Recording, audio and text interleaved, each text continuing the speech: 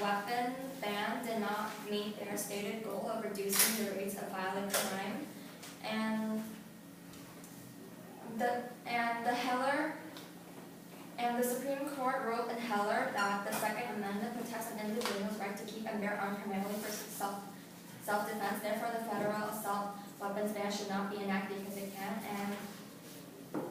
And elaborating on the Heller, it was affirmed, the right to possess and carry weapons was affirmed 2 years later, applying the individual right to bear arms to all of the 50 states.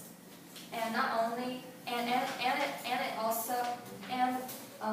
the possession of guns also contributes to self-defense, and not only to self-defense, but it also defends territories, which is another reason why Territories? Terrorists.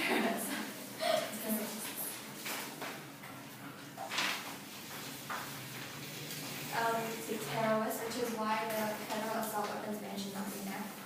And they said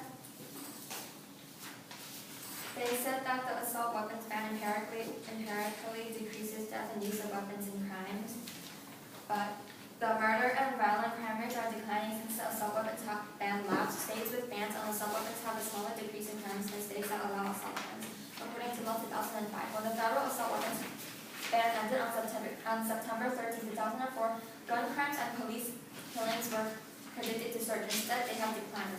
Last week, the FBI announced that the number of murders nationwide fell by 3.6% last year, the first drop since 1999. The trend was consistent. Murders kept on declining after the assault weapons ban ended. The 7 states that have their own assault ban saw a smaller drop in murders than the 43 states with such laws. Doing away the ban actually reduced crimes. And the drop was not just limited to murder. Overall violent crime also declined last year, according to the FBI. And the gun control is effective. According studies and contention through the gun control is effective. Studies of the ban suggest Effective or ineffective? It does not work. Okay. Ban is ineffective by 5 reasons. According to Legal Committee Against Violence 2005, the data available indicate that the 1994 law has reduced the availability and use of assault weapons in crimes, but such data also show that the law has significant limitations.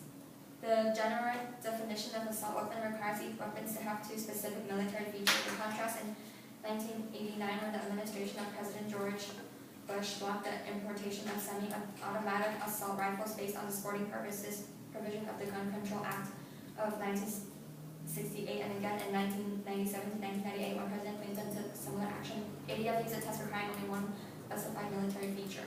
And the law only bans the transfer and possession of assault weapons and large capacity ammunition feeding devices manufactured after the effective date of the act. And the federal law has, unlike several state bans that require the registration of grandfather assault weapons, the federal law has no such requirement, leaving military 20 seconds. of unregulated assault weapons and large capacity feeding devices on the civilian market.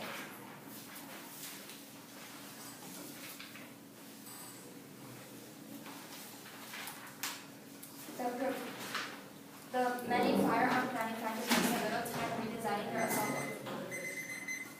Crossfire, Annabel, to the front.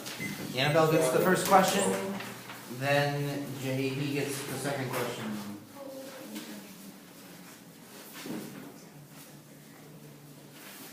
Go.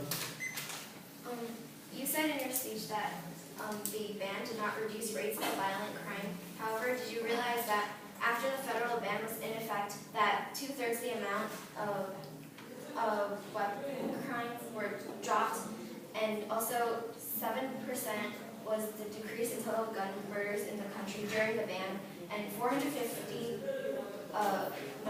is the number of violent crimes committed involving assault weapons since the law's 2004 expiration, and that 750 of individuals were shot using these weapons and 350 of them were killed. That took 40 seconds to ask. Go.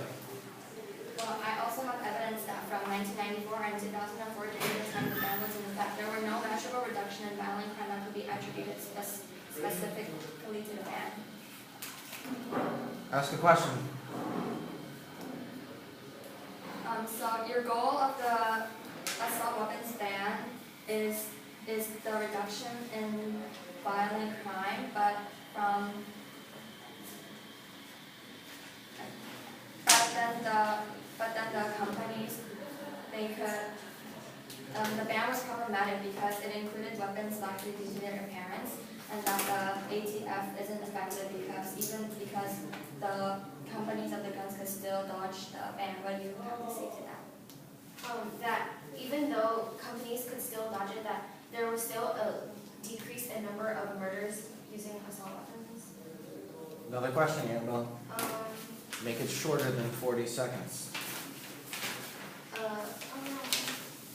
You said that the Heller case is redefining the Second Amendment. However, did you realize that the Miller case, which has been in effect for 60 years, already is and has been consistently upheld, that is actually the one that people should be using instead of the Heller case? Then if the Miller case should be enacted, then why are there still crime rates, even though the ban was enacted or not? The Miller. No, you don't get 2 questions in a row. My turn. Wait, I have a question. Is the Miller was in effect for 60 years, or was it in effect 60 years ago? It has been in effect for 60 years until Heller, is your argument. Heller ended the time Wait, is period. that what she's of Miller. arguing, or Yeah. is that the fact? That's a fact. It's not, but It I'm was arguing that a it's- court case 60 years ago. It is debatable over whether it is currently still applicable. Ask another question, Jae-Hee. 20 seconds. If you ban the assault weapons, then the assault weapons will not be able to defend against terrorists. What would you have to say to that, since terrorism is a very big problem in America? Okay, so many of firearms that are used by Yes. that are used by terrorists in the incidents in India, Pakistan, and Afghanistan are actually available in the United States. And the fact that there's a higher availability of assault weapons actually increases the likelihood of terrorism. So if there's a decrease of assault weapons and the ban is in effect, then the likelihood of terrorism is actually decreased. Okay, so now, Isaac, you have 45 seconds to prepare. Oh, cool. Wait, what is the FF again? Final